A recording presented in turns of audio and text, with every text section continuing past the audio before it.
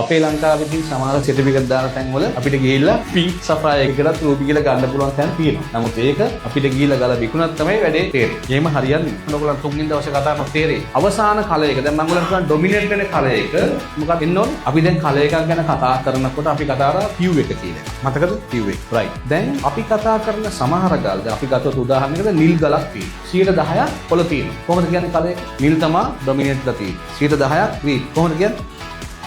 මොකද මම කතා කරා පළවෙනි දවසේ ඩොමිනන්ට් එක ගන්න කොහෙන්ද කිව්වේ අගට. ඒතර අපි කියන්නේ ග්‍රීනිෂ් බ්ලූ කියලා. දැන් ගලේ 70%ක් තියෙනවා බ්ලූ, 20%ක් තියෙනවා green, තව 10%ක් තියෙනවා yellow. කොහොමද කියන්නේ? yellowish, greenish, blue. මතක තියාගන්න ඔය මූලික සිද්ධාන්ත අමතක කරොත් බිස්නස් එක කරන්න බෑ. හරි? එහෙම තමයි එන්නේ. දැන් මම ඒක කියන්න හේතුව මොකක්ද? අනිවාර්යයෙන්ම රූබියක් නම් රූබි කියන්නේ රතු මැණිකක් නම් රතු කැටයක් නම් අනිවාර්යයෙන්ම අගට එන මේන් hue එක red hue. It could be either purplish red, pinkish red, violetish red, brownish red ඕන එකක් වෙන්න පුළුවන්. අනිවාර්යයෙන්ම dominant color එක red වෙන්න ඕන. ඒක හොඳට මතක තියාගන්න.